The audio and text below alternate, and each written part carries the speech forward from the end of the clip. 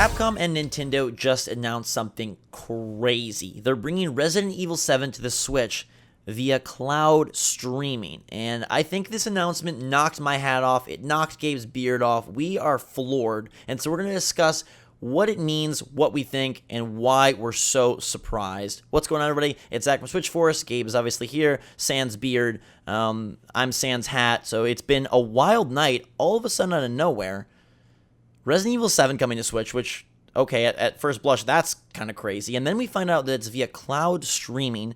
It's coming to Japan May 24th, 180-day pass for 2,000 yen. This is crazy news. But just to sort of break it up, first, Resident Evil 7 coming to Switch. How pumped are you for that? I absolutely love Resident Evil 7. I've played it already. I'm probably going to replay it again just because this is such a novel idea. Like, streaming on the Switch is not something I thought was going to happen. I don't think that anyone thought it was going to happen. And I'm all for it. I love Resident Evil 7. I think it's one of my favorite games of the franchise if I stop and think for a second. I think 4 is better.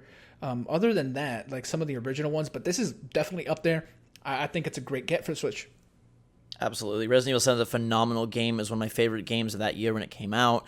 I love some of the DLC even, kind of some escape room vibes there, and just this concept of these mobile bosses is an idea that I've wanted to see executed forever, and RE7 does it great. Now, we have no idea about performance, frame rate, graphical fidelity, but if it's able to look like Resident Evil 7, how I know Resident Evil 7, this is fantastic. If we move to this being a cloud streaming game, and as you mentioned, Gabe, just completely catches us off guard. I don't know that, as far as I'm aware, I've never heard this mentioned in relation to the Switch. Like, I've never heard this even be brought up. Yeah, the only thing I can think of that's sort of similar, and you can correct me if I'm wrong here, but the Wii games that are playable on, like, the Tegra chips on the NVIDIA Shield, and I know, like, give me a minute, I'll get there. Since this is like a Tegra chip, the similar architecture, like that's the only thing I can think of. And Shield does like streaming stuff. So that's the only like connection I can make. But yeah, I mean, we've never heard of anything like this on Switch. This is new territory. You are right about that on the Shield. But yeah, also right that it's never been discussed via Switch. Now, if this is a door to bring higher fidelity games that would not be able to be put on a cart to Switch, it's incredible. But before we get there, this specifically, it's looking like it's a $20 subscription basically for 180 days. Now, obviously, in an era when people really want to own their stuff and they feel like that's being taken away from them, maybe a subsection will be very upset. I personally think $20 to play Resident Evil 7 for 180 days is great. You're absolutely going to beat the game in 180 days. You're not gonna hit 180 days and still have more content to go through. This is a limited linear experience, so you will beat it by then. And $20, frankly, is a great price. I think in an era when Donkey Kong Country Tropical Freeze costs $60 and Wolfenstein 2 costs $60, I'm okay paying $20. And yes, I know you own those games. I'm frankly out of the buy and sell ecosystem. I buy my games and I have them, primarily because I buy most of them digitally, so there's not really much you can do with them.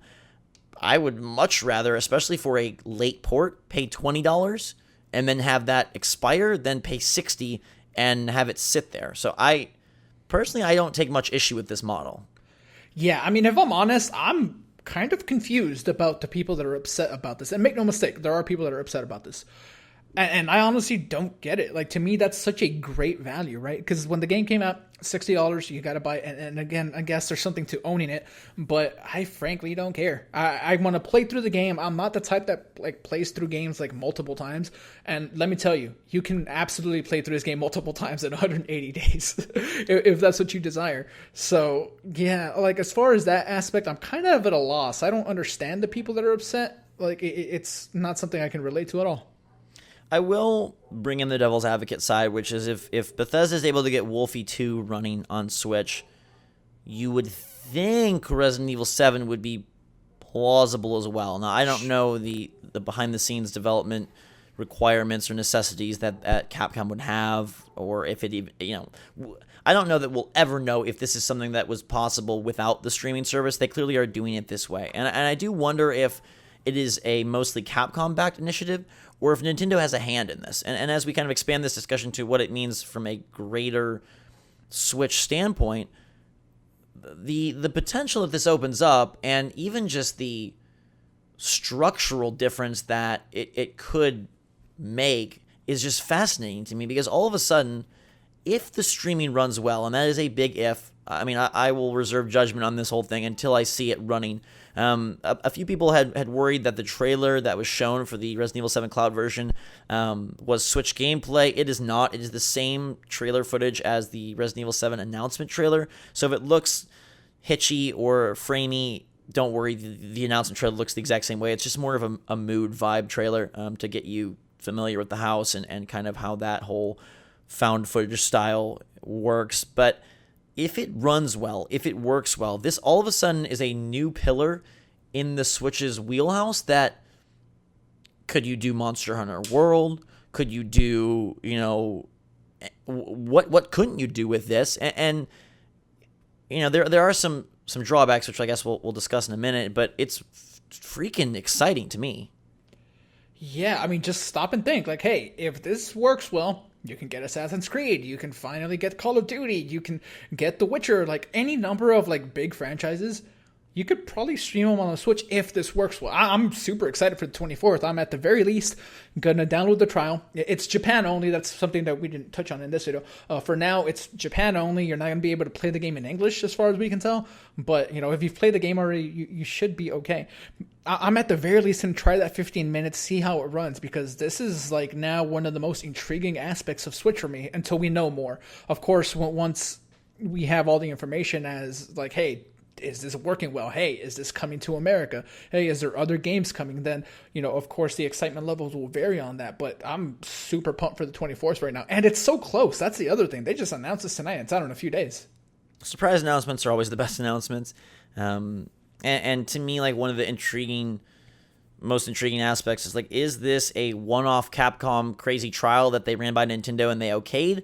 Or is this a sign of things to come? Because you could imagine with the online service initiating in September, what if this is one of their sort of features that they add to that, in the sense that, hey, you can now play all these other games via streaming. And I wouldn't put it past them. I don't know that it's going in that direction, but we're seeing a whole lot of weird structuring of games and nostalgic games and no virtual console and the NES with online play. So adding some streaming stuff would be shocking, but also at the same time, like, okay, they're just going kind of wacko with this. Now, the drawback is, unless you have some insane hotspot, probably not playing this on the go. And I think most people's fun of getting these ports on Switch is that you can take them with you. So, you can take Skyrim wherever you want. You can play Wolfenstein 2 in bed. You can take Doom on the train. This is more of like a home console thing, but Zach, unless you sleep somewhere that isn't your home, I think you could still play this in bed. Okay, fair deal. That's a fair point. Okay, just not on the train, not on the plane, not okay, yeah, good. I don't know, Gabe. Some people sleep in their car. Sure. Camping, can't take Resident Evil 7 camping. Okay. No, but like just from a parody standpoint, if we see this out to its sort of like nth degree, how cool would it be if, like, hey, the one thing that sucks about Switch is that a lot of the games don't come day and date that are multi-platform releases on Xbox, PS4, and PC. But all of a sudden, hey, Shadow of the Tomb Raider, it's available via the streaming service. And I think it would be divisive because to someone like you, Gabe, it would be very exciting. To someone else, it may be like, wait, are they just milking us for more money and, digital rights? And I guess that conversation of like what can and can't the Switch do comes to fruition. Here's one, though. If you had the choice between getting a game like, say, Doom or Wolfenstein 2 on cartridge, but it's going to look worse, right? It's going to look lower quality because it needs to operate on Switch, versus if this streaming service is able to push past sort of the limits of the Switch, does that then become more enticing to you to play the game at its, intended visual appearance, versus, I have it on cart on Switch? All right. Am I allowed to factor in price here? Yes. Okay, yeah. If the streaming works well, right, you're going to need good internet. Luckily, we have good internet, YouTube. I'm okay with streaming it if it works well. If there's no like noticeable like input lag where like I'm pressing a button and then like it takes like a couple extra milliseconds for it to happen on screen, stuff like that. I've never used PlayStation Now, but there's a similar model over there already in place. As long as it works well, I wouldn't mind, especially not for $20. Like, right? If there's a subscription that I can play $20 and you have this like library of games, I'm not saying that's what Nintendo's doing at all. But if that's what it becomes, right? And I think best case scenario, that's what it becomes. I'm cool with it. I think you're going to be paying these piecemeal. $20 per game. Even that, dude. Like I don't. It's rare that I play a game for longer than 180 days. Yeah. Like we live in a very like microwave era where like, hey, you consume, it's done. That's it. Like that's kind of how we've been conditioned lately as consumers. Things are hot for a little bit and then they cool down and people move on. That's a thing that happens. Man, Zach, I'm so pumped to see how this works. If it does look better, because we have no confirmation, right? It might still look like a downgrade, right? If it does look better though, what side do you fall on of like streaming but looking better than the Switch can normally output versus having on a cart or a full download but looking like the max the Switch can do? Yeah, I'll stream it. If it's a better experience, I'll stream it. What is the crux for you? Is it input lag? Is it frame rate? Like what's a combination of things? Like because remember, Resident Evil 7 is available on other platforms, right? Mm-hmm. If on Switch it is a worse experience, like a terribly like worse experience, I probably won't play it. Like for me, it's about where I can get the experience that is best. I luckily have a PC, I have a PS4, I have an Xbox, so you can't take these on the go with you. So that automatically like kind of takes away the advantage of Switch. So at that point, why aren't you getting it on PS4? But you did make a good point earlier, which is you can still play this handheld by all accounts. Yeah, if you really like playing in bed, yeah, then I guess this works. I'm gonna wait and see how it works, right? But I have zero problem with streaming stuff if it works well. Like that's my only caveat, right? As long as the frame rate's stable and as long as the input lag is good and as long as it like looks good, I'll be there. And of course, it's gonna be a game by game basis. There's gonna be some games that I absolutely want to take with me no matter what. So I'm gonna have cartridges or just like download them, things like that. I think input lag is the one that they like. That's a mandatory. Like that's an ultimatum. Like you have to get that right. If the frame rate's like, oh, it runs a mostly solid 30, or if the graphics are medium settings instead of say high on like when I played on PS4 Pro, that's much more palatable to me. But the input lag must not be an issue. That cannot be a thing. If that's a thing, this becomes to me worthless. If they are able to nail it, maybe we're reading into it too much, but like, I wonder if this then becomes a part of E3. I wonder what it opens up, because it would be a huge get for Switch owners if they were like, hey, at E3, Capcom announces that Monster Hunter World next week is playable on Switch for $20 via a 180-day subscription. That would be like massive. I mean, that would be the third-party support that we've always wanted, albeit in a weird way. But if Capcom does it and other companies see it possible, I mean, like again, we have to wait and see. But if this works, and if Nintendo shares this across publishers, you can play Destiny on Switch. Yeah. Well, I wanted to point something out because I feel like I've been maybe like insensitive for a minute. So I do want to stop and point this out. If you live in a country that doesn't have great internet, I understand how this could be frustrating to you. If you live like in a rural area in America where your internet's like not the best, I understand the frustration. But then I guess what I would say to that is like the alternative is that you get nothing. Yeah. So this is like really cool for people that live in bigger cities with good area. With good internet, excuse me. Or I don't live in a big city. I live in a small town. We just, there's still decent internet. Bandwidth is getting better and better as the years go along. So hopefully at some point, I do want to empathize with the people that do live in countries where bandwidth is an issue. Like that is like really unfortunate. Sure. Yeah. I wanted to make sure to point that out. Yeah. And I think that would be that's kind of going to be a conversation for better or worse of like, ooh, is this a money grab? Is this just a weird, strange decision that's anti-consumer versus is this the only way that it was possible? And I hope someone comes out and says something. I don't know if they will. In fact, I would venture to say they won't. Yeah. But it would be so helpful to know, like, okay, let's do this. I think if Monster Hunter World was announced, then I would buy in. I don't know that Monster Hunter World is possible to put on a cart in any way. No. Resident Evil 7 probably is.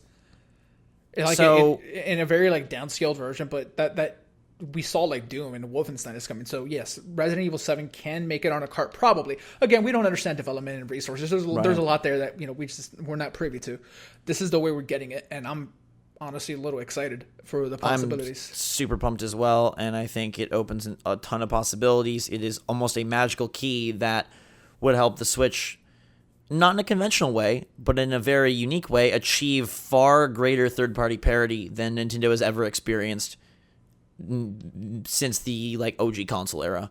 So this is super freaking cool, and we'll have to wait and see. I mean, we're a couple days away from finding out. So obviously, we'll be bringing you coverage of that Resident Evil 7 cloud version when it hits. Let us know in the comments down below what you think and how you feel about this game and this idea and just this concept. And do you feel that Nintendo will make this a part of their future, or if it's a one-off? It looks like this is all running through Capcom, but as we kind of like, we think Nintendo must have some role in it. Like they had to run it by Nintendo. It's not like they just like, surprise, we're doing a cloud streaming game. So it's a very, just such a surprise of an announcement, and it's something that we're going to pay super close attention to because it has like the potential, and then what it means like runs very rampant. So we'll keep you posted on that front. Let us know your take in the comments down below. Thank you so much for watching. Make sure to subscribe to stay up to date on all the latest and greatest from this new cloud streaming stuff and from the Switch itself. Make sure to follow us on Twitter and Discord. Links in the description down below. We're approaching E3. The announcements keep coming, whether via rumor or official release, and we've got you covered. So until the next one, guys and girls, thanks so much for watching. Fantastic day. For myself and Gabe, Switch Force, out.